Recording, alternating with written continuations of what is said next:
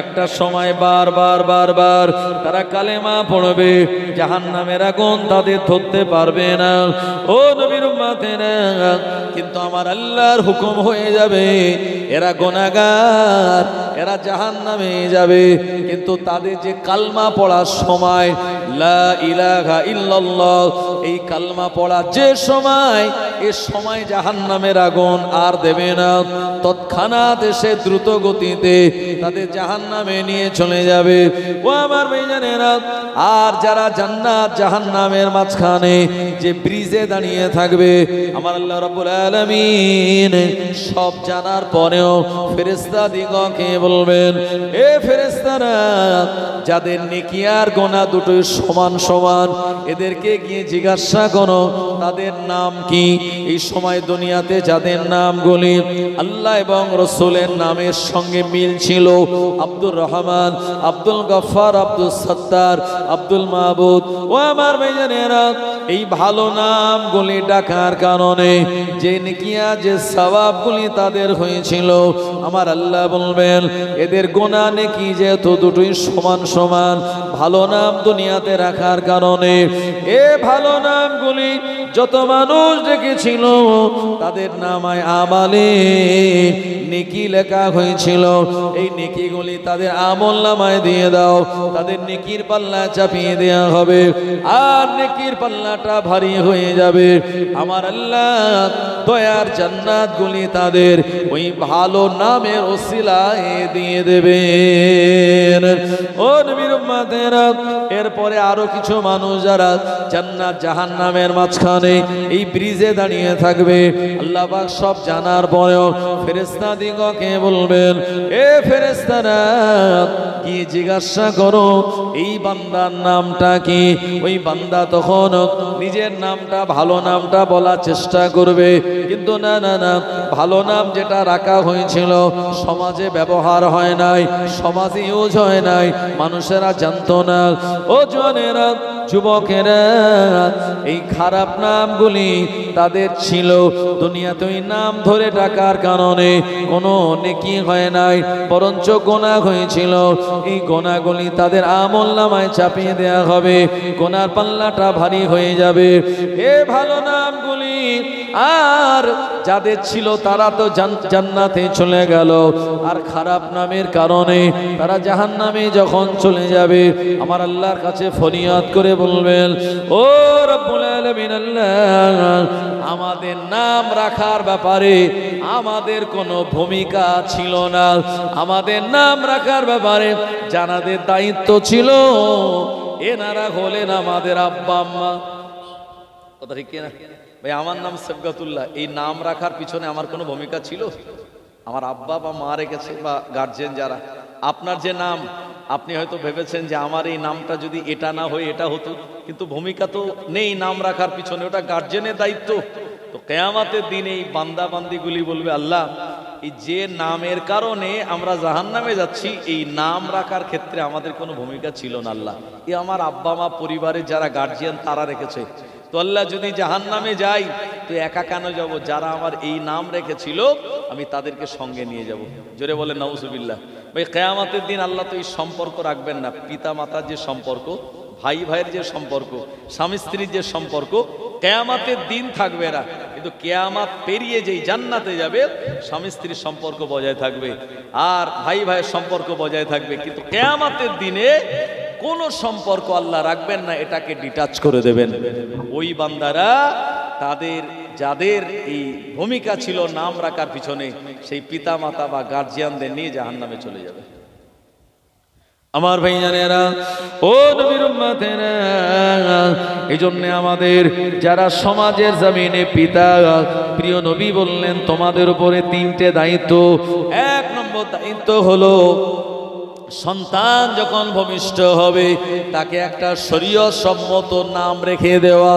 এই পিতার উপরে দায়িত্ব হলো সন্তানের জন্য আকিকা করা, কারণ সন্তানের বয়স যখন 7 দিন হবে বা 21 দিন হবে বা 14 দিন হবে, ছেলে হলে আপনার 2টি খাসি দিতে হবে, মেয়ে হলে একটা খাসি বা বকরি দিয়ে দেবেন, আর আপনি আপনার ছেলে বা মেয়েটার আকিকা করে দেবেন।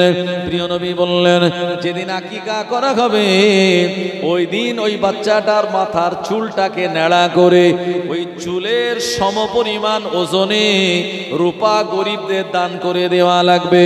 ও আমার ভাইজানেরা, আপনি যদি বলেন বাচ্চা বয়সে নেড়া করাটা ডাক্তার মানা করে দিয়েছে, তার ব্রেনের আঘাত হতে পারে, ক্ষতি হতে পারে, অন্তত মাথায় যদি চুলও থাকে ওই চুলটা কতটা ওজন হবে এটা ওজন করে সেই পরিমাণে রূপা দান করা, এটা পিতা মাতার দায়িত্ব। ও আমার ভাইজানেরা, পিতা মাতার উপরে সন্তানের ক্ষেত্রে দায়িত্ব হলো ওই সন্তানটা যখন বড় হবে আল্লাহর দ্বীনের শিক্ষার ব্যবস্থা তাকে করে নেওয়া। মক্তবে পাঠাবেন, ইমামের কাছে পাঠাবেন। নামাজের ভিতরে 13টা ফরজ রয়েছে, আর ওযুর ভিতরে 4টি ফরজ রয়েছে, গোসলের ভিতরে 3টি ফরজ আছে। ও আমার ভাইজানেরা, ওযু করার পদ্ধতি আমার আল্লাহর পাক কালামুল্লাহ কোরআন মাজিদ তেলাওয়াত করার পদ্ধতিগুলি শেখানোর দায়িত্ব হলো পিতামাতার। ও আমার ভাইজানেরা, প্রিয় নবী বললেন এই ছেলেটার উপরে তার বাপের দায়িত্ব হলো সে যখন শৈশব পার করে যৌবনে পা দেবে, সমাজে গুনার কাজে পা বাড়ানোর আগে পিতামাতার দায়িত্ব হলো ওই ছেলেটার জন্য যোগ্যতম পাত্র দেখে বিবাহ দিয়ে দেওয়া। একবার প্রাণ খুলে বলুন সুবহানাল্লাহ। আমাদের সমাজে অনেক যুবক আছে যাদের আব্বা মা বিয়ে দেয় না বলে তারা নিজেরা বিয়ে করে, ইচ্ছা করে, প্রেম করে হোক বা কলেজে গিয়ে হোক বা সমাজে বন্ধু বান্ধবদের দেখে। কারণ তার আব্বাকে যখনই বিয়ের কথা বলা হয় বলে, আরে তুই এখন নিজের পায়েতে দাঁড়াসনি, তোর এখন বিয়ে দিয়ে মরবো আমি। হ্যাঁ, নিজের পায়ে দাঁড়াসনি, তুই এখন ইনকাম বেশি করিস না। এই ভয়ে অনেকে পিতামাতা আছে সন্তানদের বিয়ে দেয় না। মনে রাখুন, এই রেজেকের দায়িত্ব কিন্তু আমার আল্লাহর হাতে, আল্লাহ বান্দার হাতে দেয়নি। রেজেক বন্টনের দায়িত্ব আসমানে হয়, দুনিয়াতে নয়। তাই আপনি যে ছেলেটাকে বিয়ে দেবেন, আপনার বৌমা যে আসবে, বৌমার রেজেক দেওয়ার দায়িত্বটা আল্লাহর। আল্লাহ পাক আপনার সন্তানের রেজেক বৃদ্ধি করে ওই পরিবারে রেজেক জুগিয়ে দেবেন। তাই বিয়ে করা হলো সুন্নাত। নবীজি বলেছেন, গোনার কাজে পা বাড়ানোর আগে কেউ যদি বিয়ে করে আল্লাহ পাক তার ঈমানটা পরিপূর্ণ করে দেয়। এজন্য শরীয়তের মসলা এসছে যে ইমাম সাহেবের বিয়ে হয়নি তার পিছনে ইক্তেদা করার থেকে যে ইমাম সাহেবের বিয়ে শাদী হয়ে গেছে এমন পরিপূর্ণ ইমামের পিছনে ইক্তেদা করা আর ওই নামাজ কবুল হওয়ার সম্ভব না, আল্লাহর কাছে অনেক গুণে বেশি। জোরে বলেন। এজন্য বর্তমান যুগে যারা মসজিদ কমিটি তারাও কিন্তু সজাগ যে ইমামের এখনো বিয়ে শাদী হয়নি তার পিছনে ইক্তেদা করা কি ইমানদারের বুদ্ধিমানের কাজ নয়। আমার ভাইজানেরা, ও নবীর উম্মতেরা, এই জন্য বিয়ে শাদী হয়ে যাওয়ার পর ইমানের অবস্থাটা আমার আল্লাহ আরো বেশি মজবুত করে দেন। এই জন্য একজন পিতার দায়িত্ব হলো সন্তান সমাজে অন্যায় কাজে পা বাড়ানোর আগে বিয়ের ব্যবস্থা করে দেওয়া। আর যদি সন্তানের বিয়ের বয়স হয়ে যায় আর পিতামাতা যদি এ ব্যাপারে চিন্তা ভাবনা না করে, সন্তান যদি সমাজে গোনা করে বেড়ায়, জেনা করে বেড়ায়, ওই সন্তানের গোনার ভাগ ও পিতা মাতাকে নেওয়া লাগবে। আমি কি বোঝাতে পারলাম ভাই? এই জন্যে সুন্নাত হলো যথাযথ সময় বিয়ে করা। নবীজি বলেছেন পিতা মাতার উপরে কয়েকটি দায়িত্ব। প্রথম দায়িত্ব ভালো নাম রাখা, দ্বিতীয় দায়িত্ব সন্তানের ডান কানে আজান দেওয়া, বাম কানে কামাত শোনানো, তৃতীয় দায়িত্ব তার আকিকা করা। অনেকে আছে কোরবানির সময় বলে, হুজুর সে আমার আব্বা আমার আকিকা করেছিল কিনা আমি জানি না, আমার আব্বাও বলে যায়নি, এটা গরু একটা কিনেছি তা আমার নামে আকিকাটা আমি করে দেব। তো হুজুর বলেন ঠিক আছে, তো কি করবে করো। অনেকে আছে কোরবানির সময় গরু কেনে বা একটা ভাগ নেয়, তো কোরবানির চাঁদে কোরবানি না দিয়ে আকিকা দেয়। শরীয়তের মসলায় বলছে হবে না, আপনাকে আকিকা দেওয়ার জন্য সারা বছর ছাড়। সারা বছর শরীয়ত পারমিশন দিয়েছে আপনি আকিকা করুন, রবিবার হোক সোমবার হোক, একেবারে এভরিডে এভরি মাস আপনি আকিকা করতে পারেন। কিন্তু যদি মনে করেন আমি কোরবানি করব, তাহলে এই শাবান মাসে গরু কিনে কোরবানি দিলে হবে ভাই? রমজান মাসে কোরবানি দিলে হবে? হ্যাঁ, মুহররম মাসে দিলে হবে? হবে না। সারা মাস কেন, এই কোরবানি দেওয়ার জন্য আল্লাহ পাক আমাদের জন্য মাত্র 3টে দিন বেঁধে দিয়েছেন। এই 3 দিনের পরে বা আগে কোরবানি করলে ওটা কোরবানি করা হবে না, ওটা এমনি জবাই করা হবে। আমার ভাইজানেরা, ও নবীর উম্মতেরা, জিলহজ মাসের 10 তারিখ, 11 তারিখ আর 12 তারিখ, এই 3টে দিন আমাদের জন্য শরীয়ত কোরবানি করাটা ওয়াজিব করে দিয়েছে। আমরা কোরবানির পশু কিনলাম, আমরা একটা ভাগ নিলাম, আর সে জায়গায় যদি কোরবানি না দিয়ে কেউ যদি আকিকা দেয় তাহলে তার কোরবানি হবে না। আমি কি বোঝাতে পারলাম? যদি আপনার আকিকা দিতেই হয় তাহলে 2টো ভাগ নেন, 3টে ভাগ নেন, যে 2 ভাগ আমি কোরবানি, 1 ভাগ আকিকা, বা 2টো ভাগ নিলাম, 1 ভাগ কোরবানি, 1 ভাগ আকিকা। তো কোরবানির গরুতে শুধু যদি কেউ আকিকা দেয় কোরবানি হবে না তার। মুসলমান ভাইরা আমার, ও নবীর উম্মতেরা, আমি আপনাদের যে কথা শোনাচ্ছিলাম, আল্লাহর নবী সাহাবী উসামা বিন যায়েদ রাদিয়াল্লাহু আনহু একজন কলমা পড়া মানুষের গর্দানে তরবারি মেরে দেওয়ার কারণে প্রিয় নবী বললেন, ও বাবা উসামা, যে কাজ তুমি করেছো আমার আল্লাহ যদি চায় তোমায় ক্ষমা করে দেবে, আর আমার আল্লাহ যদি না চায় একজন কলমা পড়া মুসলমানকে হত্যা করার গুনাহ তোমার নামায় আমালে হবে। উসামা বিন যায়েদ রাদিয়াল্লাহু আনহু এই কথাটা শোনার পর অত্যন্ত চিন্তাযুক্ত হয়ে পড়লেন, আর আমার আল্লাহর দরবারে তওবা করে বারবার ক্ষমা প্রার্থনা করে, ও রব্বুল আলামিন, আল্লাহ, একজন কলমা পড়া মানুষের গর্দানে আমি তরবারি মেরে দিলাম, আল্লাহ পাক আপনি আমায় মাফ করুন, আল্লাহ পাক আপনি আমায় ক্ষমা করুন। উসামা বিন যায়েদ এই দুশ্চিন্তা তানাকে কুরে কুরে খেতে লাগলো, এই চিন্তা টেনশন তানায় কুরে কুরে খেতে লাগলো। কিয়ামতের মহাময়দানে আমার আল্লাহ যদি আমায় জিজ্ঞাসা করে একজন কলমা পড়া মানুষের উপরে আমি তরবারি কেন মেরে দিলাম, আমার আল্লাহর দরবারে আমি উসামা বিন যায়েদ কি জবাব দেব? সাহাবীদের ঈমান ভাই, আমরা রাতের বেলা গোনা করে সকালবেলা আমাদের অনুশোচনাই হয় না, আমরা দিনের বেলা গোনা করে রাতের বেলা আমাদের অনুশোচনা হয় না। আমার ভাই যারা সাহাবীদের ঈমান, নবীজি বলেছেন কালমা পড়া ব্যক্তিকে তুমি মেরে দিয়েছো, এই যে গোনা আল্লাহ কি আমায় মাফ করবে, আল্লাহর সামনে আমায় জবাবদিহি করতে হবে, কি হবে? এই চিন্তা টেনশনে সাহাবী কুরে কুরে তানার খেতে লাগলো, এবং খুব অল্প দিনে হুজুর অসুস্থ হয়ে গেলেন। আর চিন্তা হলো মারাত্মক একটা রোগের উপসর্গ। ভাই ডাক্তাররা বলছে চিনি খেলে সুগার যতটা বাড়ে তার থেকে আরো বেশি বাড়ে টেনশন করলে। কি বুঝলেন? টেনশন হলো মারাত্মক একটা রোগের, বড় বড় রোগের কারণ। তো সাহাবী অত্যন্ত টেনশন চিন্তায় অল্প দিনের ভিতর অসুস্থ হয়ে পড়লেন। আমার ভাইজানেরা, ও নবীর উম্মতেরা, দুনিয়ার জমিনে ওই সাহাবী বেশি দিন বেঁচে থাকলেন না, একটা সময় ইন্তেকাল করলেন। প্রিয় নবীর দরবারে খবর গেল, ইয়া রাসূলুল্লাহ, হাবিবাল্লাহ, আপনার সাহাবী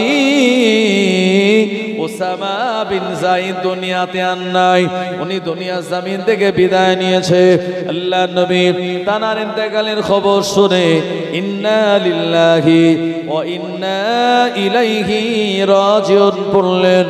আল্লাহর নবী সাহাবায়ে কেরামদের বললেন, ও আমার সাহাবীরা, চলো আমার উসামা বিন যায়েদের নামাজে জানাজা আদায় করে আমার উসামা বিন যায়েদকে দাফন দিয়ে কবরস্থ করে দেব।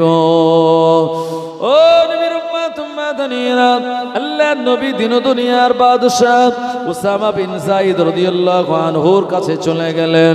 লাশ মোবারকটা গোসল দেয়া হলো, প্রিয় নবী তানার জন্য নামাজে জানাজা আদায় করে আর সাহাবে কেরামদের নিয়ে কবরস্থ করলেন। কিন্তু কবর দেওয়ার পর দেখা গেল উসামা বিন যায়েদ রাদিয়াল্লাহু আনহুর লাশটা কবরের ভিতর থেকে মাটির উপরে চলে এসেছে। আল্লাহু আকবার বলেন। সাহাবী উসামা বিন যায়েদ রাদিয়াল্লাহু আনহুর দাফন দেওয়ার পর আল্লাহর নবী তানার সাহাবীর এসে খবর দিল, হুজুর যে উসামা বিন যায়েদকে দাফন দেওয়া হয়েছে, তার লাশটা ওই কবরের ভিতর থেকে উঠে ওপরে চলে এসছে। আমার ভাইজানের আল্লাহ নবী দিন দুনিয়ার বাদশাহ নবী পাক সাল্লাল্লাহু আলাইহি ওয়াসাল্লাম সাহাবায়ে কেরামদের বললেন, ও আমার সাহাবীরা, আমার উসামা বিন যায়েদের জন্য দ্বিতীয় আরেকটা কবর খোঁড়ো, ওই জায়গাতে তানাকে দাফন দেয়া হবে। আল্লাহ নবী সাহাবীরা উসামা বিন যায়েদের জন্য আরেকটা কবর খুঁড়লেন, ওই জায়গাতে দ্বিতীয় কবরে তানাকে দাফন দেয়া হলো। আল্লাহ নবী সাহাবীরা দাফন দিয়ে যে যার মতো ঘরে চলে আসলেন। পরের দিন সকালবেলা ওখানে গিয়ে যাওয়ার পর আবার দেখা গেল উসামা বিন যায়েদ রাদিয়াল্লাহু আনহুর লাশটা আবার কবরের নিচে থেকে মাটির উপরে চলে এসেছে। আল্লাহ নবী দরবারে খবর দেয়া হলো, ইয়া রাসূলুল্লাহ হাবিবাল্লাহ, এমন এমন ঘটনা। নবী আমার বললেন, দ্বিতীয় আরেকটা কবর খোঁড়ো। দ্বিতীয় আরেকটা কবর খোঁড়া হলো। এই জায়গাতে আবার উসামা বিন যায়েদ রাদিয়াল্লাহু আনহুকে দাফন দেয়া হলো। আমার ভাইজানেরা, আবার দেখা গেল উসামা বিন যায়েদ রাদিয়াল্লাহু আনহুর লাশটা আবার কবরের নিচে থেকে মাটির উপরে চলে আসলো। নবীজি আমার আর থাকতে পারলেন না, সাহাবায়ে কেরামদের নিয়ে আল্লাহ পাকের দরবারে হাত তুলে মোনাজাত করলেন, ও রব্বুল আলামিন আল্লাহ, আমার উসামা বিন যায়েদ মুতার ময়দানে একজন কলমা পড়া মুসলমান, আগে সে ছিল না, জিহাদের ময়দানে কলমা পড়েছিল, আর আমার উসামা তার উপরে তরবারি মেরে দেওয়ার জন্য আল্লাহ পাক এত তওবা করলো, আমার উসামা এত অনুসরণ করলো। আল্লাহ এটা কেমন হয়, কেমন করে হয়? আল্লাহ পাক এ জমিনের তলায় নমরুদের মতো মানুষের জায়গা হয়, আল্লাহ আপনার জমিনে সাদ্দাদের মতো মানুষের জায়গা হয়, আপনার মাটির তলায় কারণের মতো মানুষের জায়গা হয়। ও আমার আল্লাহ, আমার উসামা বিন যায়েদের জীবনের এই খাতাটাকে আপনি মাফ করে দিয়ে তার লাশটা কবরের ভিতরে অবস্থান করার মতো সুযোগ দিন। আমার আল্লাহ নবী দোয়া করলেন, আল্লাহ পাকের দরবারে প্রিয় নবীর এই দোয়াটা মঞ্জুর হয়ে যায়। ও আমার ভাইজানেরা, উসামা বিন যায়েদ রাদিয়াল্লাহু আনহুর লাশ মোবারকটা চতুর্থ আরেকটা কবরে দাফন দেয়া হলো। এরপরে আর কবরের তলা থেকে লাশটা উপরে উঠে আর চলে আসে নাই। ও আমার ভাইজানেরা, প্রিয় নবীর কাছে জিবরাইল আলাইহিস সালাম ওহী নিয়ে জানিয়ে দিলেন, ইয়া রাসূলুল্লাহ হাবিবাল্লাহ, হযরতে উসামার লাশটা তিনবার মাটির উপরে চলে আসার কারণ হিসাবে আমার আল্লাহ এটা জানাতে চেয়েছেন, একজন কলমা পড়া মুসলমানের দাম আমার আল্লাহর দরবারে কত গুণে বেশি। ও নবীর উম্মতেরা, প্রিয় নবী কারণে জানিয়ে দিলেন, যদি কোনো মুসলমানকে গালাগালি দেয়, কটু কথা বলে, ওই ব্যক্তির উপরে ফাসিকি ফতোয়া পড়বে। আমি মুসলমান আর একজন মুসলমানকে যদি গাল দেই, তো শরীয়ত অনুযায়ী আমি ফাসিক হয়ে যাব, আর ফাসিক ব্যক্তির পিছনে ইমামতির করা জায়েজ নয়, বা এটি হলো কারাহাত। আমার ভাইয়ানেরা, আর যদি কেউ কোনো মুসলমানকে হত্যা করে, এই হত্যা করার বদৌলতে নবীজি বলেছেন, আল মুমিনুনা কিতালুন কুফরুন, মুমিনকে হত্যা করা হলো কাফেরি হওয়ার সমতুল্য, মানে সেই ব্যক্তির উপরে কাফেরি ফতোয়া পড়বে। আমার ভাইজানেরা, ও নবীর উম্মতেরা, এই কারণে আমার আল্লাহ পাক আমাদেরকে শুনিয়ে দিলেন, ইয়া ইবাদিয়াল্লাযিনা আমানু, হে বিশ্বাসী ইমানদারেরা, ইন্না আরদি ওয়াসিয়াতুন, আমি আল্লাহ তোমাদের জন্য আমার পৃথিবীটাকে প্রশস্তময় বানিয়েছি, আমার পৃথিবীটা সংকীর্ণ নয়। যদি কোনো মানুষ মনে করে আমার গোটা পৃথিবীটা ঘুরে দেখবে, ওই মানুষের দ্বারা গোটা পৃথিবীর সব জায়গায় ঘুরে দেখা সম্ভব নয়। আমার আল্লাহ বললেন, ফাইয়া ফাবুদুন, তোমরা আমার ইবাদত করো। এ দুনিয়া বানিয়েছি আমি আল্লাহ, দুনিয়ার সমুদ্র পাহাড় পর্বত নদ নদী বানিয়েছি আমি আল্লাহ। সেজদা যদি দিতে হয় আমি আল্লাহ, আমাকেই তোমরা সেজদা দাও।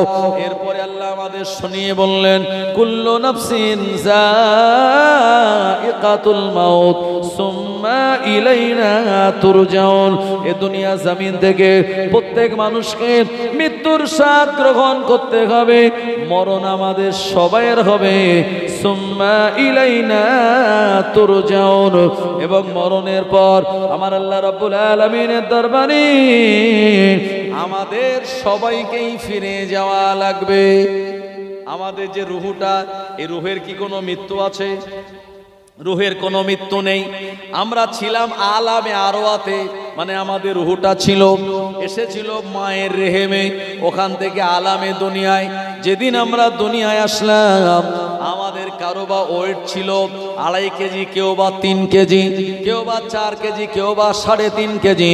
আমার আল্লাহ এই রুহুটার বদৌলতে আল্লাহ আমাদের চেহারাটাকে এই 3-3.5 কেজি থেকে কাউকে 70-80 কেজির মতো ওয়েট দিয়েছেন।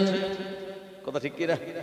এই রুহুটা যেদিন আমাদের, যতদিন আমাদের শরীরে থাকবে, আমাদের শরীরে সবকিছু সচল থাকবে। ভাই মোবাইলে যেমন নেটওয়ার্ক না থাকলে এটা খেলনা ছাড়া কিছু নয়, তো ঠিক তদ্রূপ আমাদের শরীরের যেটা নেটওয়ার্ক বা মেন জিনিস সেটি হলো রুহ। এই রুহুটা কতদিন থাকবে? আল্লাহ যে কদিন তাকে পারমিশন দেবে সেই কদিনই থাকবে, এর এক মুহূর্ত 1 সেকেন্ড বেশি থাকবে না আমার ভাইজানেরা। তো এই রুহুটাকে কেউ ভালোভাবে ইউজ করে ভালো জায়গায় নিয়ে যায় তার অন্তরটাকে, আবার রুহুটাকে কেউ খারাপভাবে ইউজ করে তাকে খারাপ রাস্তায় নিয়ে যায়। তো রুহুটা সাজানোর দায়িত্ব কার? আমাদের। ভাই গায়ে যদি ময়লা হয় তো পরিষ্কার করার দায়িত্ব আমাদের। জি, আমাদের চুল যদি বড় হয় আমাদের জন্য সেলুন রেডি, সেখানে গিয়ে চুল কাটার দায়িত্ব আমাদের। দাড়ি গোঁফ যদি পর্যাপ্ত পরিমাণের বড় হয় সেটাও পরিষ্কার করার দায়িত্ব আমাদের। আমার ভাইজানেরা, পিপাসা লাগলে পানি কে খাওয়াবে? আল্লাহ খাওয়াবেন। কিন্তু যদি আমি এখানে বসে থাকি যে আল্লাহ তো রেজেকের মালিক, আমি এখানেই বসে রইলাম, পানি আমার কাছে চলে আসবে? আসবে? পানির কাছে আমায় যেতে হবে, পানির গ্লাস নিয়ে আমায় খেতে হবে। তো আমার দায়িত্ব পানিটা খাওয়ার, আল্লাহর দায়িত্ব দুনিয়ায় পানিটা জারি করে রাখা, পানি দেওয়ার দায়িত্ব আল্লাহর, আর পানিটা নিয়ে খাওয়ার দায়িত্বটা আমার। ক্ষুধা লাগলে রেজেকের মালিক আল্লাহ, আপনি দুনিয়াতে ভ্রমণ করবেন, ব্যবসা বাণিজ্য করবেন, তার বদৌলতে আল্লাহ আপনাকে টাকা দেবে, রেজেক দেবে। ওই টাকাটা নিয়ে দোকানে গিয়ে চাল কিনে স্ত্রী বাড়ি আপনার বিবিকে দেবেন, বিবি আপনার গ্যাস জ্বালিয়ে সেটা রান্না করবে, ভাতের ফ্যান নামাবে, তারপরে ভাতটাকে ঠান্ডা করে আপনার সামনে দেবে। তাও আমরা আবার শুধু ভাত খেতে পারি না, সঙ্গে আরো কিছু তরকারি গোশ মাছ লাগবে। তারপরে এটা আসলে হবে না, এটা ভালোভাবে মাখিয়ে মজা করে পাশে লেবু হোক চাটনি হোক রেখে তারপরে আমরা দাঁতে দেব। দাঁতে দিয়েই গেলা যাবে না, ভালো করে চিবিয়ে নরম করে তারপরে ঢোক গিলতে হবে, তারপর পেট পর্যন্ত যাবে। এর মধ্যে এতগুলো কাজ সব করবে কে? আমরা। আর আল্লাহর দায়িত্ব রেজেক দেওয়ার। তো আমরা সব করলাম, কিন্তু রুহুটাকে আল্লাহ আমাদের ভিতরে দিয়েছেন যখন আমরা মায়ের গর্ভে ছিলাম। আর রুহুটার সাজানোর দায়িত্ব হলো কার? আমাদের, আল্লাহ পাকের নয়। রুহু সাজানোর দায়িত্ব কার? জামা পরবো আমি, পরিষ্কার করব আমরা, সব কিছু আমাদের দায়িত্ব। আর রুহুটাও এই সাজানোর দায়িত্ব আমাদের। ভাই রুহুটা আমাদের কাছে আফসোস করে বলে, ভাই বা রুহুটা সে বলে, আল্লাহর বান্দা তুমি নতুন ঘড়ি পরছো, চশমা পরছো, টুপি পরছো, পরিষ্কার জামা কাপড় পরছো, হ্যাঁ, খাওয়া দাওয়া করছো, খিদে লাগলে পিপাসা লাগলে পানি খাচ্ছো, হ্যাঁ, মাঝে মাঝে আরো ভালো ভালো জিনিস খাচ্ছো। কিন্তু আমি যে রুহুটা তোমার এই যে বুকের 2 আঙুল নিচে, মানে আপনার আমাদের স্তনে যে 2 আঙুল নিচে, এখানে যে রুহুটা আছে, রুহু বলছে আমায় কিছু দাও। সব তো তোমার শরীর আর বডিটাকে দিচ্ছ, আমায় কিছু দেবে না? শীতকাল আসলে আমরা বডি লোশন মাখছি, আমরা নিভিয়া ক্রিম মাখছি মুখে, আমরা কত কিছু আমরা চুলে দিচ্ছি। চুল পেকে গেলে আমরা শিং ভেঙে বাছুরের ধলে ঢোকার চেষ্টা করার জন্য আমরা চুলটা কালো করছি। আমার ভাইজানেরা এত কিছু করে সাজাচ্ছি, রুহুটা দেখে আফসোস করে বলে যে আমায় কিছু দাও। ভাই রুহু কি খায়? রুহু খায় কিছু, রুহু কিছু পরে, রুহুর সব কিছু লাগে। ভাই রুহু কি খায়? আমার ভাইজানেরা, জনেরা, যুবকেরা, ও নবীর উম্মতেরা, খুব ভালো করে বুঝুন, রুহ আমাদের কাছে বিরিয়ানি চায় না, আমাদের কাছে রুহ পানি চায় না, শরবত চায় না। রুহ আমাদের কাছে যেটা চায়, রুহ বলে আল্লাহর বান্দা, আমি তোমার ভিতরে আছি, আমাকে খাদ্য দেওয়ার জন্য তুমি আল্লাহর নামে জিকির করো। আল্লাহ আল্লাহ, লা ইলাহা ইল্লাল্লাহ, সুবহানাল্লাহ, আলহামদুলিল্লাহ, লা ইলাহা ইল্লাল্লাহ। কোরআনুল মাজিদ তেলাওয়াত করো। আলিফ লাম মিম যালিকাল কিতাবু লা রাইবা ফি। রূহ বলে আল্লাহর কিতাব পড়ো। ইয়াসিন ওয়াল কুরআনিল হাকীম ইন্নাকা লামিনাল মুরসালিন আলা সিরাতিম মুস্তাকিম। রূহ বলে আল্লাহর জিকির কোরআন মাজিদের তেলাওয়াত তুমি জবানে করবে, আর তোমার বডির ভিতরে আমি রূহ থেকে খোরাক পাবো। সুবহানাল্লাহ বলেন। রূহ বলে এ আল্লাহর বান্দা, শীত লাগলে তোমরা পোশাক পরো, সোয়েটার, চাল, চাদর, জ্যাকেট তোমরা গায়ে দাও। আমি রূহটা, আমারও ঠান্ডা লাগে, আমাকে একটু গরম দেওয়ার জন্য, আমাকে একটু স্বস্তি দেওয়ার জন্য আমার আল্লাহর পাক কালামুল্লাহ কোরআন মাজিদ একটু লম্বা করে তেলাওয়াত করো। যখন কোরআন মাজিদ তেলাওয়াত করবে, আমি রূহ তোমার তেলাওয়াতের মাধ্যমে আমার ভিতরে পাওয়ার আসবে, আর আমি একটু তাজা হব, আর ঠান্ডা আমার লাগবে না। ও আমার ভাইজানেরা, রূহ আমাদেরকে বলে এ আল্লাহর বান্দা, তুমি যখন দুর্বল হও, গোশত খাও, ডিম খাও। আমরা দুর্বল হয়ে গেলে ওআরএস খাই, বিপি লেভেল নিচের দিকে নেমে গেলে আমরা লবণ পানি খাই, চিনি পানি আমরা লবণের সঙ্গে মিক্স করে খাই। রূহ বলে আল্লাহর বান্দা, আমিও তো মাঝে মাঝে দুর্বল হয়ে যাই, আমাকে একটুখানি সজাগ করো। আর রূহ বলে আমি যদি দুর্বল হই, শয়তান আমার বিপক্ষে তোমাকে খারাপির পথে নিয়ে যায়। ভাই বোঝাতে পারছি আমি? এই শয়তানের সঙ্গে লড়াই করবে কে? রূহ। কারণ আমাদের আল্লাহ দুটো চোখ দিয়েছে, শয়তান দেখার মতো ক্ষমতা আল্লাহ দেয়নি, কিন্তু রূহকে আল্লাহ আমাদের ভিতরে রেখে দিয়েছেন। এই শয়তান কে, শয়তান কোন কথাটা আপনাই বলে আপনার দিকে নিয়ে যাচ্ছে, এটা আমরা চোখ দিয়ে না দেখলে রূহ ঠিক বুঝতে পারি। রূহ বলে আমায় যদি তুমি খোরাক দাও, আমায় যদি শক্তিশালী বানাও, আমি শয়তানের বিপক্ষে লড়াই করব। এই জন্য ওলিয়া ওলিয়া যাদের রূহ, আল্লাহর গাউস কুতুব আবদাল ফকি, তারা রূহটাকে খাইয়েছে, রূহটাকে সাজিয়েছে, আর আমরা উল্টো করি। আমার ভাইজানেরা, ওলিয়া ওলিয়াদের পোশাক আশাক কত ভালো ছিল না, খাওয়া দাওয়া সারা বছর তারা রোজা করতেন, বছরে 5 দিন রোজা রাখা হারাম। এই 5টা দিন বাদ দিয়ে 2টো ঈদের দিন রোজা রাখা হারাম, আর বকরি ঈদের পরে 3 দিন গোশত খাওয়ার জন্য আল্লাহ আমাদের জন্য করে দিয়েছেন। কেউ যদি আপনার গোলাত্তমি করে বলে হ্যাঁ যে আমি এই বকরি ঈদের পরের দিনই রোজা রাখবো, তার জন্য শরীয়ত বলল সে গুনাহ করবে। বকরি ঈদের পরে 3 দিন যদি কেউ রোজা করে, কি গায়ের জোর দেখিয়ে তার আমলনামায় নেকি লেখা হবে না গোনা লেখা হবে, কারণ আল্লাহ এই 3টে দিন আমাদের জন্য কোরবানির গোশত খাওয়ার জন্য বরাদ্দ করে দিয়েছে, আর জোর করে রোজা রাখলে গোনা হবে। ভাই এখন ঈদের চাঁদ দেখা গেছে, হয়তো কোনো এলাকায় দেখা যায়নি। শরীয়তের মসলা হলো যে আকসার লোকেরা যদি ঈদের চাঁদ দেখে, আর বেশিরভাগ লোক যদি বলে যে চাঁদ দেখা গেছে আগামীকাল ঈদ, আর কিছু লোক বললো যে না চাঁদ তো আমরা নিজে দেখিনি, তো আমি কালকে রোজা রাখবো, আমি কালকে ঈদের নামাজ পড়বো না। শরীয়ত বলল সে যদি ঈদের দিন রোজা রাখে তার গুনাহ হবে। আমার ভাইজানেরা, ও নবীর উম্মতেরা, এই জন্য রূহটা এর খোরাক হলো আল্লাহর জিকির করা, কোরআন মাজিদ তেলাওয়াত করা, দান খারাত করা, ভালো জায়গায় যাওয়া, মসজিদে গিয়ে নামাজ আদায় করা। আপনি যত বেশি শরীয়তের কাজগুলি করবেন, আপনার আমার রূহটা তত বেশি পাওয়ারফুল, শক্তিশালী হয়ে যাবে। শয়তান আমাদের যখন বলবে এ বান্দা এখন তোমার অনেক কাজ আছে, মসজিদে আজান হলো, নামাজে যাওয়ার দরকার নাই, আপনার আপনার রুহু যদি শক্তিশালী হয়, রুহু বলবে বান্দা কাজ বাদ দিয়ে মসজিদে চলে যাও। রুহু যদি দুর্বল হয়, শয়তান আমাদের বিপক্ষে যদি পাওয়ারফুল হয়, শয়তান আমাদের দুনিয়ার কাজকামে আটকে রেখে আপনার আমার নামাজটাকে কাজা করে দেবে। কারণ রুহু তো দুর্বল, শয়তানের সঙ্গে রুহু পেরে ওঠেনি। শয়তান বলেছে কাজ কর না, নামাজে গেলে এখন 8 ঘন্টা টাইম লস হবে, কি দরকার, কাজ কাম কর, 200 টাকা ইনকাম বেশি হবে। ব্যাস শয়তানের চিন্তা করে আমরা চলে গেলাম ওই কাজে, রুহু হেরে গেল। এই রুহু তখনই হেরে যায়, দুর্বল হয় মানুষ যত বেশি গুনাহ করে। আমার ভাইয়ানেরা, ও নবীর উম্মত উম্মাতানিরা, এইজন্য মসজিদ হলো রুহুটা সাজানোর জায়গা, জলসার মজলিস হলো আমাদের রুহুটা খোরাক দেওয়ার জায়গা। ও নবীর উম্মতেরা, আগামী কয়েকদিন পর আগামী শনিবার তারাবি নামাজ আপনার মসজিদে খতম তারাবি হয়।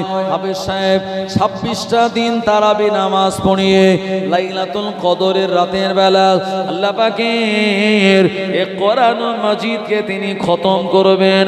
শত ব্যস্ততার ভিতর দিয়ে আপনি সময় বার করে নিন, মসজিদে চলে আসুন, তারাবি নামাজে দাঁড়িয়ে যান, হাফেজ সাহেবের পিছনে কোরআন মাজিদের তেলাওয়াত শুনুন। আল্লাহর কসম, এই এক মাসে আপনি 26টা তারাবি নামাজ যদি পড়ে আর এক খতম কোরআন মাজিদ আপনি শ্রবণ করতে পারেন, আপনার আমার রুহুটা অনেক বেশি পাওয়ারফুল, সতেজ হয়ে যাবে। রুহু তখন আমাদের বলে দেবে কোন কাজে যাবে, কোন কাজে যাবে না, কোন কাজটা ভালো কাজ, কোন কাজটা মন্দ কাজ, কোনটা আল্লাহর রহমতের কাজ, কোনটা শয়তানের কাজ। ও জওয়ানেরা, যুবকেরা, মানুষ তখন এটা ভালোভাবে নির্বাচন করতে পারবে। ভাই মাঝে মাঝে আমাদের দেখবেন হয় যে একটা কাজের সিদ্ধান্ত নেওয়ার আগে আমরা কনফিউজ হই, এই কাজটা করব না করব না, জমিটা কি কিনবো না কিনবো না, এই জমিটা বিক্রি করব কি করব না, আমি এই কাজে যাব কি যাব না, এরকম মাঝে মাঝে কনফিউজ হয় কি হয় না? আমরা পরিশেষে কারোর থেকে যুক্তি নেই। ভাই যারা ওলিয়া উলিয়া আল্লাহ নেক বান্দা ইমানদার হন, তারা দুনিয়ায় কাউকে জিজ্ঞেস করে না, কাউকে জিজ্ঞেস করেন না। কারণ রুহু যদি চাঙ্গা হয়, রুহুটা কিন্তু ভালো কাজের দিকেই মানুষকে ধাবিত করবে। ওই নেক ওলি আউলিয়া ইমানদারেরা কি করে? 2 রাকাত সলাতুল ইস্তেখারা নামাজ পড়ে। নামাজ পড়ে তানারা ওই মসজিদে নামাজ কালাম পড়ে বা বাড়িতে নামাজ কালাম পড়ে রাতের বেলা ঘুমিয়ে পড়েন, আয়াতুল কুরসি পড়ে। আর সলাতুল ইস্তেখারা নামাজ পড়ে আল্লাহকে বলে, আল্লাহ এই যে রাস্তার ধারে জমিটা বিক্রি হচ্ছে, তো আমার এই মুহূর্তে টাকা নেই, কিছু ধার দেনা করে জমিটা কি কিনবো, তাতে কি আমার লাভ হবে না? এই জায়গায় আমার মেয়েটার যে দিনখান ঠিক হলো, তো ছেলেটার ইনকাম ভালো, আবার কিছু কিছু লোক বলছে ছেলেটার মাঝে মাঝে নেশা পানি আছে, কি করি? ছেলেটার ঘর বাড়িও ভালো, এক বাপের এক বেটা, তার সঙ্গে যদি মেয়েটার বিয়ে দেই মনে হয় আমার জামাইটা ঠিকই হবে, আবার এই নেশা পানি করে, কি করি? মেয়েটারে কি সুখে রাখবে? এই চিন্তা ভাবনা যখন মানে দোদুল্যমান অবস্থায় থাকে, তখন আপনি আল্লাহর কাছে 2 রাকাত নামাজ পড়ে সলাতুল ইস্তেখারা পড়ে আপনি দোয়া চেয়ে বলবেন, আল্লাহ আজকে রাতের বেলা আপনি আমায় স্বপ্নে জানিয়ে দেবেন যে আমি এই কাজের দিকে পা বাড়াবো কি বাড়াবো না।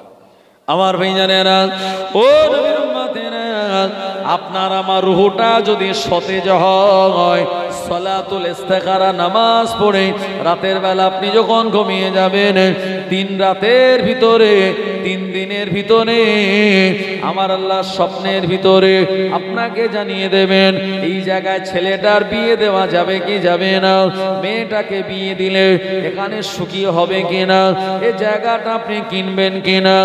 ও নবীর উম্মতেরা, আমার আল্লাহ আপনাকে রাতের বেলা স্বপ্নের ভিতরে এই পাক্কা সিদ্ধান্তটা জানিয়ে দেন।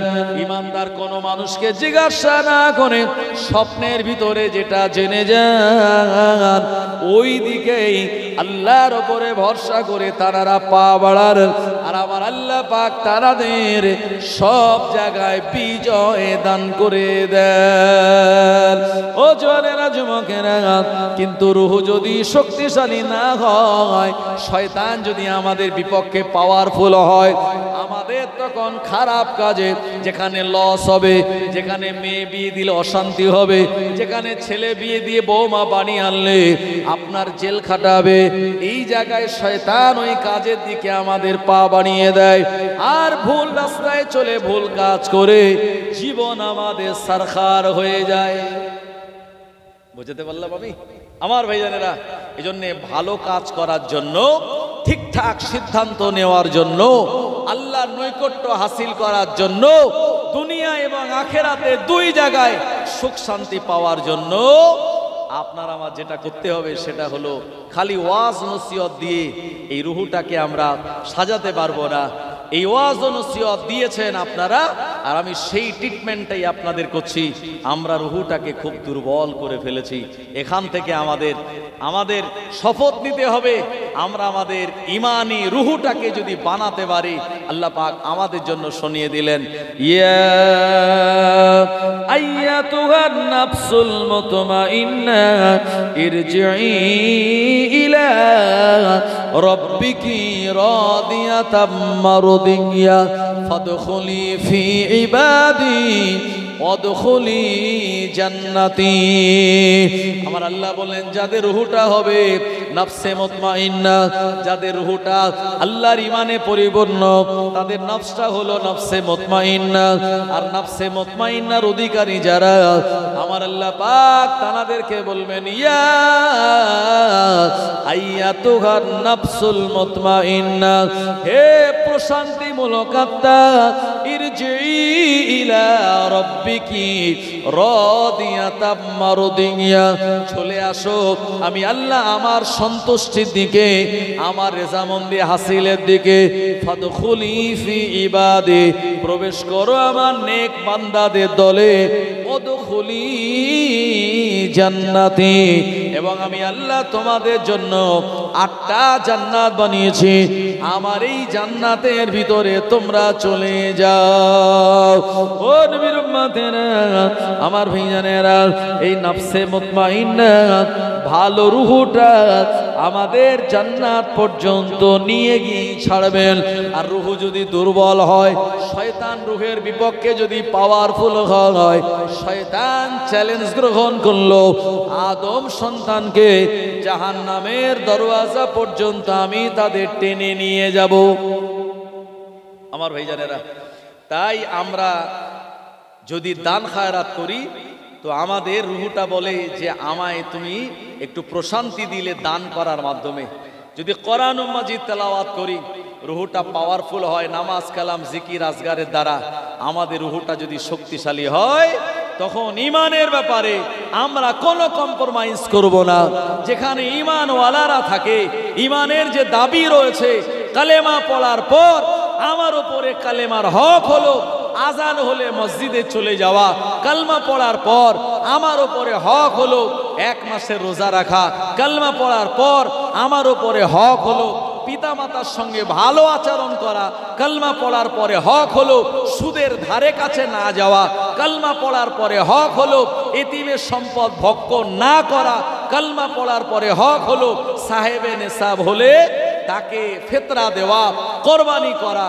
আমার ভাইজানেরা, এই কাজগুলি আমরা করব। দুনিয়াতে থাকবো আমরা কতদিন কেউ জানি না। আমরা এখানে বসে আছি, হয়তো আমাদের কাফনের কাপড় দোকানে অলরেডি চলে এসছে।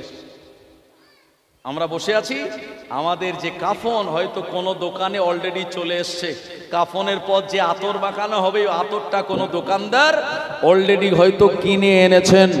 আমাদের মরণের পর যে কর্পূর আর গোলাপ পানি দেয়া হবে, এটাও হয়তো কোনো দোকানে অলরেডি তৈরি হয়ে গেছে, আপনার প্রোডাক্ট তৈরি হয়ে গেছে, অপেক্ষা করছে আমাদের এই মৃত্যু কবে হবে। আমার ভাইজানেরা, জওয়ানেরা, যুবকেরা, তাই আমরা আগামী মাস থেকে নামাজ পড়বো বা রমজান থেকে নামাজ পড়বো, এই চিন্তা বাদ দিয়ে যেখানে আপনি দাঁড়িয়ে আছেন এখান থেকে শপথ করুন আল্লাহ আপনার দ্বীনের দিকে, ইসলামের দিকে, শরীয়তের দিকে আমরা ধাবিত হব। আল্লাহ পাক এর বদৌলতে আমাদের জীবনটাকে সুন্দর করে বানিয়ে দেবেন। কারণ আপনারা মাইকেল জ্যাকসনের নাম শুনেছেন। মাইকেল জ্যাকসন বলেছিল, আমি 150 বছর দুনিয়াতে বাঁচবো, কোনো ক্ষমতা, কোনো পাওয়ার নেই যে আমাকে এই 150 বছরের আগে মৃত্যু দিতে পারে। জোরে বলেন নাউজুবিল্লাহ। আমার ভাইজানেরা, মাইকেল জ্যাকসন কারোর সঙ্গে হ্যান্ডশেক করতো না, আপনার তার গ্লাভস হাতে সব সময় পরা থাকতো, গোটা বডি সে প্লাস্টিক সার্জারি করে তার বডি ডিসপ্লেটাকেই চেঞ্জ করে ফেলেছিল। আমার ভাইজানেরা, শুধু তাই নয়, যে খাবার খেত ডাক্তাররা ভালো করে পরীক্ষা নিরীক্ষা করে তারপরে দিত, তারপরে খাবার খেত। মাইকেল জ্যাকসন যে ঘরে ঘুমাতো, অক্সিজেন যুক্ত ঘরে ঘুমাতো, 20 জন লোককে পুষেছিল তাদের ফ্যামিলির সমেত, যে আমার যদি কিডনি, হার্ট, লিভার খারাপ হয় তাহলে এরা অর্গানগুলি ডোনেট করবে আর তাদের পুরো ফ্যামিলির দায়িত্ব আমাদের। এত লাইফ প্রোটেকশন, এত অক্সিজেন যুক্ত ঘর, এত চারপাশে বিরাট ডাক্তারের হাই ট্রিটমেন্ট থাকার পরেও আমার ভাইজানেরা মাত্র 50 বছর বয়সে তার জীবন প্রদীপটা নিভে গেল। তার মানে আল্লাহ যতটুকু হায়াত দিয়েছে তার 1 মিনিট বেশি বাঁচার মতো ক্ষমতা আমাদের নেই। এখন প্রিয় নবী বলেছেন, এখন দুটো রাস্তা আছে আমাদের হায়াতটা লম্বা হওয়ার জন্য। আর যদি আমরা রুজি রোজগারে বরকত চাই তাহলে আমাদের দুটো কাজ করতে হবে। আল্লাহর নবী বললেন, যদি দুনিয়াতে তোমরা বেশি দিন বাঁচতে চাও, অনেক দিন দুনিয়াতে বেঁচে থাকবে, আর আল্লাহ যেন টাকা পয়সা তোমাদের বেশি দেয়, তাহলে এর জন্য দুটি আমল করা লাগবে। দুটো আমল যদি থাকে আল্লাহ রুজিতেও বরকত দেবে, হায়াতেও বরকত দেবে। জোরে বলেন সুবহানাল্লাহ। ভাই, আমরা তো এই দুটো জিনিসই চাই, যে আল্লাহ দীর্ঘদিন বাঁচিয়ে রাখেন আর টাকা পয়সা দেন, যেন কোনো রকম অভাব আমাদের ধারে কাছে না আসে, আর আল্লাহ সহজে আমাদের মৃত্যু দেবেন না। আমাদের সবার মনের ইচ্ছা, কথা ঠিক কিনা? এখানে যারা বসে আছে সবার মনের ইচ্ছা আল্লাহ অনেক দিন বাঁচবো আর টাকা পয়সায় কোনোদিন অভাব না হয়। নবীজি বললেন, তাহলে দুটো কাজ করো, লম্বা হায়াত পাবে আর আল্লাহ টাকায়ও কোনোদিন অভাব দেবে না। কিন্তু যে কাজ দুটি করার জন্য বলেছেন, আমরা বেশিরভাগ মানুষ সেই কাজ দুটি করি না, যার কারণে আমাদের হায়াত কমে যায় আর অল্প বয়সে দুনিয়া থেকে বিদায় নিয়ে চলে যাই। সেই কাজ দুটি আপনারা করবেন তো? বলবো সে দুটি নাকি না? শুনতে চাচ্ছেন না আপনারা? একটু তাকবীর দেন। নারে তাকবীর, নারে তাকবীর। মোচফল গ্রামের বাৎসরিক ইসালে সওয়াব, নারে তাকবীর। আমার ভাইজানেরা, মানুষেরা শুনতে চায় না বলেই তো মজলিসে আসে না। তারাবি তারা পড়তে চায় না বলে মাগরিবের সময় ইফতারে দেখা যায় মসজিদে হুড়ুহুড়ি জায়গা ধরে না, আর তারাবির সময় 1.5 কাতার। কথা ঠিক কিনা? মোচফলের মানুষ ভালো, মাশাআল্লাহ, মাগরিবে ইফতারে যেমন আসে তারাবিতেও তেমন থাকে। অন্য হ্যাঁ সব সমান, এখানেও তাই। তো জানে যে মাগরিবে গেলে ইফতার আছে আর তারাবিতে গেলে খালি দাঁড়িয়ে থাকা আছে, তো এই জন্যে তারা মাগরিবে ভিড় লাগায় আর তারাবির সময় থাকে না। আমার ভাইজানেরা, জওয়ানেরা, যুবকেরা, এ দুনিয়াতে লম্বা হায়াত লাগবে আর টাকা পয়সায় বরকত লাগবে। আল্লাহর হাবিব বললেন, দুটো কাজ করো। এই দুটো কাজ করা লাগবে, আর আমি আপনাদের শুনিয়ে দেব নবীজির হাদিস অনুযায়ী। এই কাজ দুটি যদি আপনারা করে থাকেন, অনেকে আলহামদুলিল্লাহ, যদি না করেন আজ থেকেই করার চেষ্টা করবেন, আল্লাহ লম্বা হায়াত দিয়ে দেবে, টাকাতেও আল্লাহ বরকত দেবে। আল্লাহ নবী সাহাবীরা বললেন, ইয়া রাসূলুল্লাহ, হাবিবাল্লাহ, কোন দুটি কাজ করলে আল্লাহ আমাদের হায়াতটা লম্বা করে দেবেন, আল্লাহ পাক আমাদের রুজি রোজগারে বরকত দেবেন? প্রিয় নবী বললেন, যে ব্যক্তিরা, যে সন্তানেরা উকুকুল ওয়ালিদাইন, পিতামাতার হক আদায় করলো, আব্বা মায়ের সঙ্গে ভালো আচরণ করলো, আব্বা আম্মাকে মহাব্বত দিল, আব্বা মায়ের সঙ্গে ভালোভাবে কথাবার্তা বলে, তাদের খোঁজ খবর রাখে, আব্বা জান আম্মা জান বলে তাদেরকে ডেকে কলিজা ঠান্ডা করে দেয়, এমন সন্তানকে আমার আল্লাহ লম্বা দুনিয়া জমিনে হায়াত দান করে দেন। ও জওয়ানেরা, যাদের আব্বা মা দুনিয়া থেকে বিদায় নিল এ সুযোগ আর তাদের নাই। যাদের আব্বা মা দুনিয়ায় হায়াতে রয়েছে আমি তাদের জন্য বলবো, লম্বা হায়াত পেতে গেলে, টাকা পয়সায় বরকত ইজ্জত পেতে গেলে ওই আব্বা মায়ের সঙ্গে ভালো আচরণ করুন। আব্বা যা বলেন আব্বার কথার উপরে আপনি প্রাধান্য দিন। মাকে মা বলে ডাকুন, স্ত্রীর কথা শুনে মায়ের সঙ্গে খারাপ আচরণ করবেন না, বিবির কথা শুনে আব্বাজানের সঙ্গে খারাপ আচরণ করবেন না। ও সন্তানেরা, আব্বা মাকে দামি দামি ফল এনে তাদের খেতে দিন। তাদের বলা লাগবে না আব্বা আপনি আমার জন্য দোয়া করুন। মায়ের সঙ্গে ভালো আচরণ করুন। নতুন নতুন জামা কাপড় কিনতে গেলেন, মার্কেটিং করতে গেলেন, মায়ের জন্য দামি একটা কাপড় কিনুন, আব্বার জন্যে দামি জামা কাপড় কিনে এনে তাদের হাদিয়া দিন। মাঝে মাঝে আব্বার সঙ্গে মুসাফা করে 100 টাকা 500 টাকা দিন। আর আব্বাকে বলুন, আব্বা যখন আমি ছোট ছিলাম আমার পিছনে হাজার হাজার টাকা খরচ করেছিলেন। আব্বা আমি যখন ছোট ছিলাম আমার লেখাপড়ার পিছনে হাজার হাজার টাকা ব্যয় করেছেন। আব্বা আমরা যখন ছোট ছিলাম সকালবেলা লম্বা সময় পর্যন্ত ঘুমিয়ে না থেকে মাঠে হাড় ভাঙা খাটুনি খেটে আমাদের মুখে রেজেক তুলে দেওয়ার ব্যবস্থা করেছিলেন। আব্বাজান শরীরটা যখন রক্ত গরম ছিল সব সময় সংসারের জন্য, ছেলে মেয়ের জন্য, পরিবারের জন্য আপনি সময় ব্যয় করেছেন। গোলাবাড়ি হাটে গিয়েছে আর সন্তানের জন্য আব্বা ফল কিনে আনলো, মিষ্টি কিনে আনলো। আমার বেটা আমার মেয়েটা এমন করে চকলেট খেতে ভালোবাসে।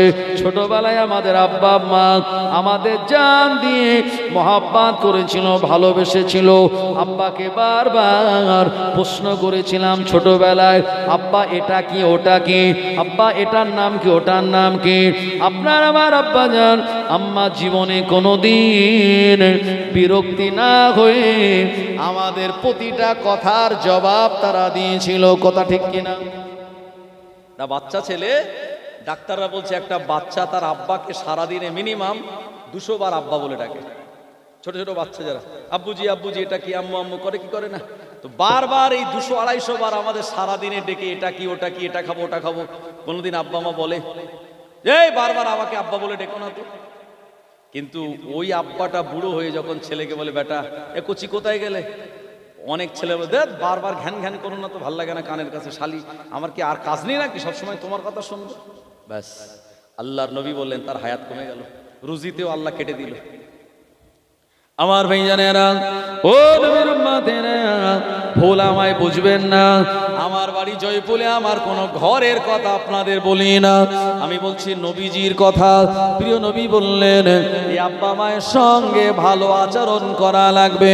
দ্বিতীয় নম্বর, যে কাজ করলে আমার আল্লাহ আমাদের হায়াতটা বাড়িয়ে দেবেন ওটা হলো নিজের রক্তের সম্পর্কে যারা আত্মীয়, যারা বোন, যারা ভাই, তাদের সঙ্গে ভালোভাবে সম্পর্ক রাখা।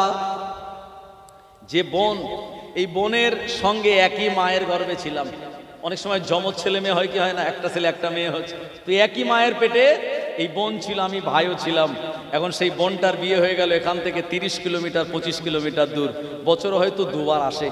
আমার ভাইজানেরা, জমি জায়গা ফারায়েজ অনুযায়ী যেটা শরীয়ত বন্টন করে দিয়েছে, ছেলে যদি 2 কাঠা পায় মেয়ে পাবে 1 কাঠা। আমার বোন নিয়ে যায়নি, আর বোন যদি জমি জায়গা দাবি করতে আসে অনেক ভাইরা লাঠি দেখায়, কথা ঠিক কিনা, তো অনেক বোন টাকা আপনার জমি জায়গা নিয়েও যায় না। নবীজি বলেছেন এই নিকট আত্মীয়র সঙ্গে যারা সম্পর্ক ডিটাচ করে দেয়, কেটে দেয়, রক্তের সম্পর্কে যারা ভাই, মাঝখানে পাঁচিল তুলে দিয়েছে, এই তোর মুখ দেখা যাবে না, এই ভাই ভাই সম্পর্ক যারা ডিটাচ করে দিয়েছে, বোনের সঙ্গে সম্পর্ক যারা বন্ধ করে দিয়েছে, ভাগনা ভাগ্নিকে দেখলে যারা চিনতে পারে না, আমার ভাইজানেরা এই রক্তের সম্পর্কের যারা আত্মীয়, তাদের সঙ্গে যারা সম্পর্ক বজায় রাখবে, তাদের খোঁজ খবর নেবে, আল্লাহর নবী বললেন তাদের হায়াতটা এবং রুজি রোজগার আল্লাহ বরকত দান করে দেবেন। আর যদি সম্পর্ক নিজের রক্তের সঙ্গে, আত্মীয়র সঙ্গে সম্পর্ক বন্ধ হয়ে গেছে, সম্পর্ক আর ঠিক নাই, কখন কে মরে যাবে তারপরে বোনের সঙ্গে দেখা হবে, আমার ভাইজানেরা এই ব্যক্তির হায়াত রুজি আল্লাহ দুটি কমিয়ে দেয়।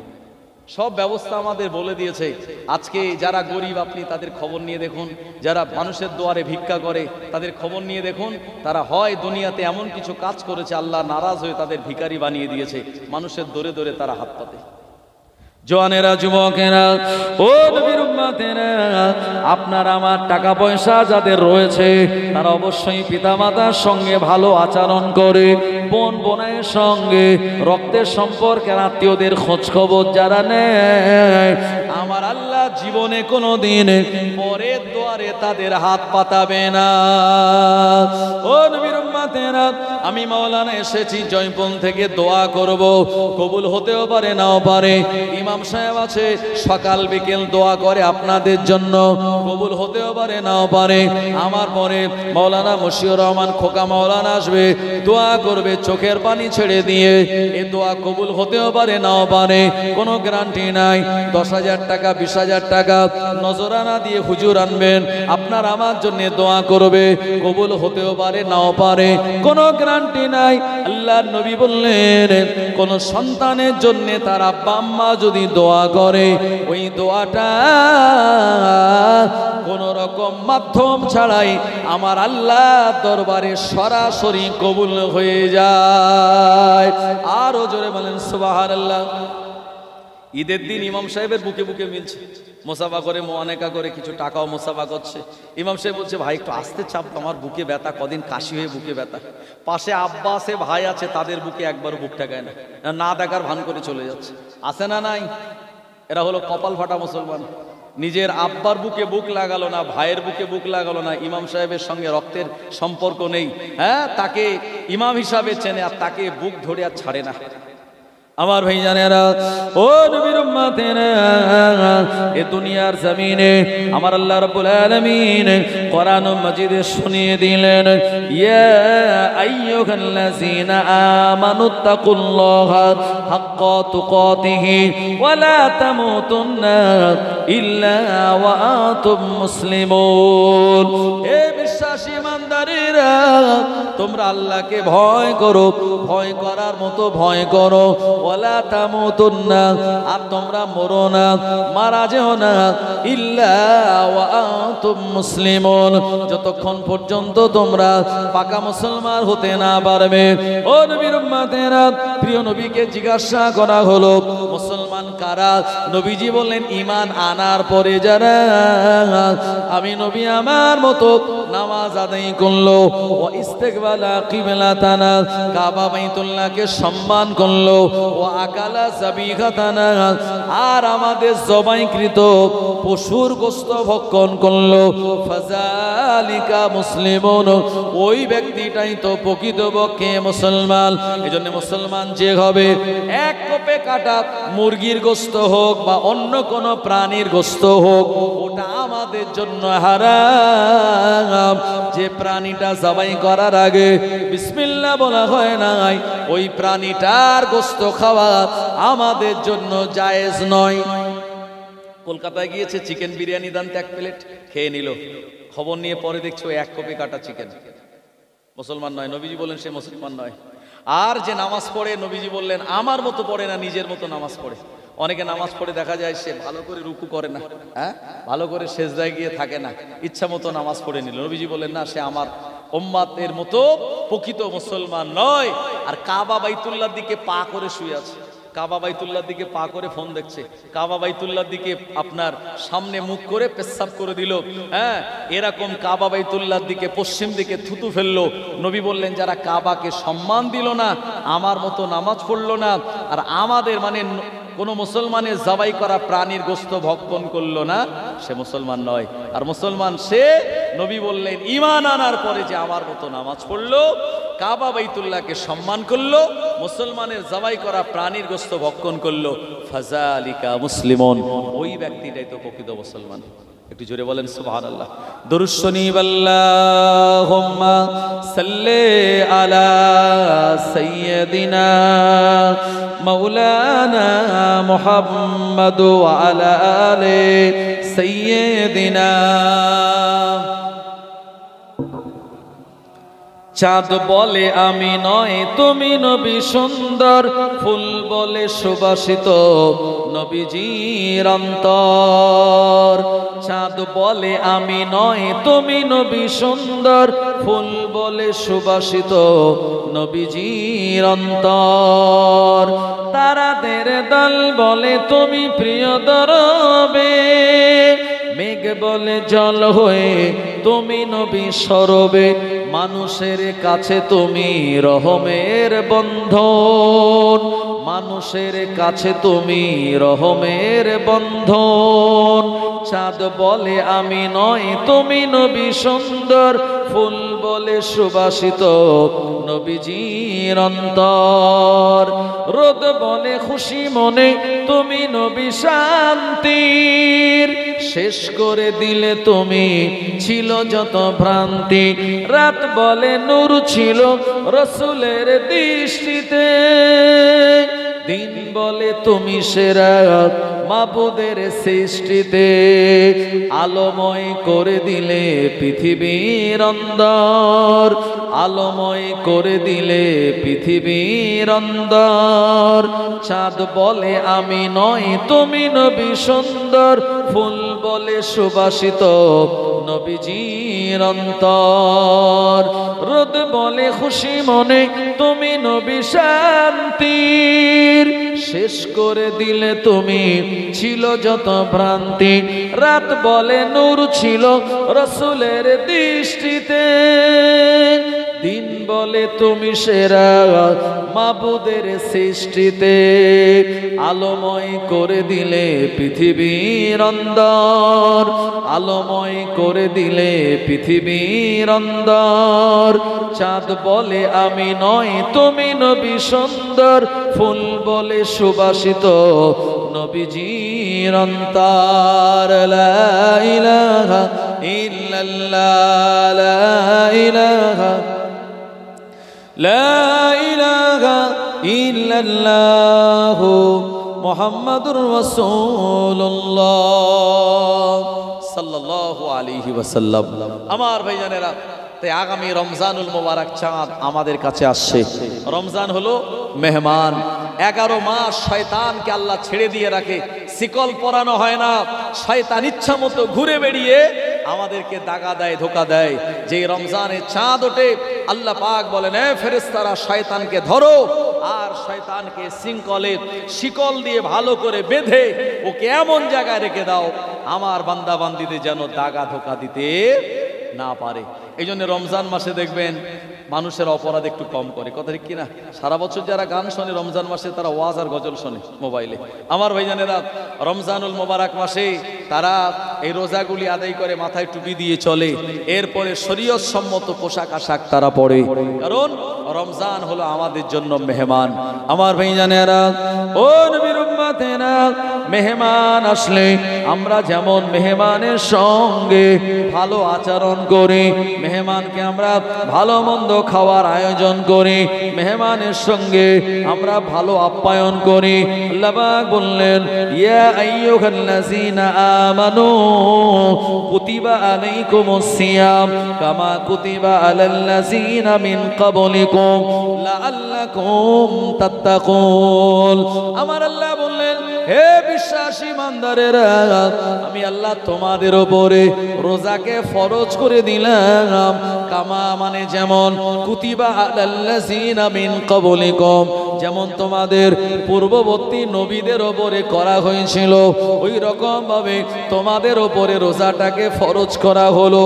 লাআল্লাকুম তাত্তাকুন।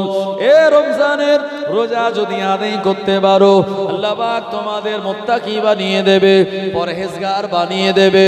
দুনিয়ার জমিনে নামাজ দেখিয়ে দেখিয়ে পড়া যায়, দুনিয়াতে দান খায়রাত দেখিয়ে দেখিয়ে করা যায়, কিন্তু রোজা হলো এমন ইবাদত, এ জায়গায় দেখানোর কোনো গল্প নাই। কথা ঠিক কিনা? কেউ নামাজি অথচ গ্রামের লোক জানবে না যে লোকটা নামাজি নয়, এটা তো হতে পারে না। নামাজ আপনি পড়বেন, বাড়িতে পড়লে নামাজ হবে না, মসজিদে আসতে হবে। বাড়িতে নামাজ পড়লে নামাজ হবে, কিন্তু আপনি 27 গুণ সওয়াব কম পাবেন। মসজিদে এসে জামাতে নামাজ পড়লে 27 গুণ বেশি সওয়াব। তাহলে যে লোকটা গ্রাম থেকে বাড়ি থেকে মসজিদে আসছে, গ্রামের লোক দেখছে যে লোকটা নামাজি, তাই না? তাহলে এটা লোক জানতে পারছে যে আমি নামাজি। ভাই আপনি যদি দান খায়রাত করেন, জাকাত দেন, তো জাকাত যাকে দেবেন সেই গরিব মানুষটা কিন্তু জানবে যে মোচপোল গ্রামের অমুক জন জাকাত দেয় বা লোকটা দানি। আপনি যদি জাকাতের শাড়ি লুঙ্গি দেন, যাদেরকে দেবেন তারা কিন্তু ভাইরাল করবে যে অমুক গ্রামে অমুকের কাছে যাও, তোমায় অনেক কিছু দেবে। তাহলে জাকাত দিলেও মানুষ জানতে পারে, নামাজ পড়লেও মানুষ জানতে পারে। কিন্তু রোজা এটি হয় একেবারে দুনিয়ার কোনো মানুষকে না জানিয়ে। নামাজের ভিতরে লৌকিকতা রয়েছে, কোরবানির ভিতরে লৌকিকতা রয়েছে, আর আপনার জাকাত দেওয়ার ভিতরে লৌকিকতা রয়েছে, কিন্তু রোজার ভিতরে প্রিয় নবী বললেন লৌকিকতার মানে লোক দেখানোর কোনো জায়গা নেই। কথা ঠিক কিনা? অনেকে আছে বাড়ি নামাজ পড়ে না, কুটুম বাড়ি গেলে মোটেও ছাড়ে না। অনেকে আছে জাকাত দেয় আল্লাহর জন্য নয়, মানুষকে সন্তুষ্টি করার জন্য। অনেকে কোরবানি দেয়, পাশের বাড়ি 30,000 টাকার গরু এনেছে, আমি 50,000 আনবো, ব্যাস লোক দেখানোর জন্য। তাহলে আল্লাহ এটা কবুল করলেন না। তো দেখা গেল মানুষকে দেখানোর জন্য কোরবানি করা যায়, নামাজও পড়া যায়, জাকাতও দেওয়া যায়, কিন্তু কেউ যদি মনে করে আমি লোকের দেখানোর জন্য রোজা করবে, এটা কি সম্ভব? লোক দেখানো রোজা সম্ভব নয়। তবে এটা নেতারা কিছু কিছু করে মাঝে মাঝে, সারাদিন রোজা করে না, সারাদিন খেয়ে দে, আর ইফতার পার্টিতে এসে ব্যাস টুপি মাথায় দিয়ে একেবারে হুজুর হয়ে বসে ইফতার খেয়ে নিল। তো এটা হলো অন্য অন্য মানে যারা ইসলাম ধর্ম অবলম্বী নয় তারা করে। কিন্তু যারা ইমানদার তারা লোক দেখানো রোজার কোনো জায়গা নেই বা করতেও পারে না, কারণ রোজাটা হয় সম্পূর্ণ আল্লাহর জন্য। এই জন্য আল্লাহ বলেছেন নামাজ এটির জাযা আমি আল্লাহ তোমাদের জন্য রেখে দিয়েছি, জাকাতের পুরস্কার আমি আল্লাহ তোমাদের জন্য এটা রেখে দিয়েছি। কিন্তু রোজা যেটা আমার আল্লাহ বললেন as-sawmuli ওয়া আনা আজিজ বিহি, রোজা আমার জন্য এবং রোজার প্রতিদান আমি আল্লাহ নিজেই দিয়ে দেব। রোজার প্রতিদান কি? আল্লাহ নবী বললেন রোজাদারের জন্য দুটো আনন্দ, একটা আনন্দ হলো ইফতারের সময়, আর একটা আনন্দ হলো কিয়ামতের মহাময়দানে আমার আল্লাহর সঙ্গে দিদার করার সময়। ও আমার ভাইজানেরা, আমরা রোজা রাখার কারণে আমরা যে 15 ঘন্টা 16 ঘন্টা না খেয়ে থাকলাম, ক্ষুধার কারণে আমাদের পেটের ভিতর থেকে একটা মুখে দুর্গন্ধ আসে। প্রিয় নবী বললেন রোজাদারের এমন মুখের দুর্গন্ধ হলো আমার আল্লাহর কাছে মেশকে আম্বারের থেকে আরো বেশি প্রিয়। জোরে বলুন। আমরা 11 মাস খেয়েছি, এই খাওয়ার কারণে আমাদের uric acid, cholesterol, diabetes, BP high, এসবগুলো নানান কিছু হয়। তো যারা ডায়েট কন্ট্রোল করে এগুলি তাদের কন্ট্রোলে থাকে। 11 মাস খাওয়ার পরে আমাদের শরীরে বাড়তি কিছু সেল তৈরি হয়। বৈজ্ঞানিকরা বলছে এই সেল দ্বারা আমাদের নানান রকম শরীরে রোগ আসে। মাঝে মাঝে এই সেল দ্বারাই, বাড়তি অতিরিক্ত সেল দ্বারাই আমাদের টিউমার হওয়ার সম্ভাবনা। কিন্তু আমরা যে রোজা রাখি, রোজা রাখলে পরে 16 ঘন্টা 15 ঘন্টা যে খেলাম না, আমাদের এই যে পেটে যে ডাইজেস্ট হয় যে খাদ্য, আমাদের পেটের ভিতরে একটা কঠিন অ্যাসিড আছে। এই অ্যাসিড এতটা বেশি পাওয়ারফুল, টয়লেট ক্লিন করে যে অ্যাসিড দিয়ে, তার থেকেও পাওয়ারফুল হলো আমাদের পেটের ভিতরে অ্যাসিড। তা নাহলে গোস্ত এটা খাচ্ছি 4 ঘন্টা 6 ঘন্টার মধ্যে এটা ডাইজেস্ট হয়ে যাচ্ছে, হজম হয়ে যাচ্ছে। কঠিন একরকম অ্যাসিড আল্লাহ এমনভাবে দিয়েছেন যে আমাদের ওই পেটের ভিতরে চামড়ায় লাগলে এগুলি নষ্ট হবে না, কিন্তু যেটা বাইরে থেকে যাবে এই খাদ্যটাকে পুরো সে হজম করে ফেলবে। তো আমরা 11 মাস খেয়ে বাড়তি যে সেল তৈরি হলো, আর আমরা 1 মাস যে 15-16 ঘন্টা খাবো না, তো আমাদের এই পেট থেকে বার হওয়া অ্যাসিড বা পাকস্থলী বলবে খাবার দাও খাবার দাও। তো আমরা যখন খাবো না, আমাদের খিদে লাগবে, খিদে লাগার পরেও যখন খাবার আমরা খাবো না বা দেব না কিছু, তখন আমাদের শরীর অটোমেটিক সিস্টেম, আমাদের শরীরে যে বাড়তি কোষ আছে এই কোষগুলিকে আমাদের এই পাকস্থলী শরীর আস্তে আস্তে টেনে নিয়ে আমাদের এই বৃহদান্ত ক্ষুদ্রান্ত পাকস্থলী যেগুলি আছে আমার ভাইজানেরা, এই জায়গাতে পৌঁছে দেয়। বাড়তি সেলগুলি এসে এগুলি হজম হয়ে আমাদের শরীরের পাওয়ার বাড়ায়। আর এই রোগ টোগ হওয়ার জন্য যে সেলগুলি দায়ী ছিল, এগুলি পেট খেয়ে সব হজম করে দেয়। এই জন্য রোজার আগে মানুষের শরীর চেক আপ করলে যেমন কন্ডিশনে থাকে, রোজার পর তার শরীরটা অনেক বেশি আপডেট হয়ে যায় এবং এক্সট্রা এনার্জি পাওয়ার, ইমিউনিটি পাওয়ার তার বেড়ে যায়। আমার ভাইজানেরা, জওয়ানেরা, যুবকেরা, এটাকে ডাক্তারি পরিভাষায় বলা হয় অটোফেজি।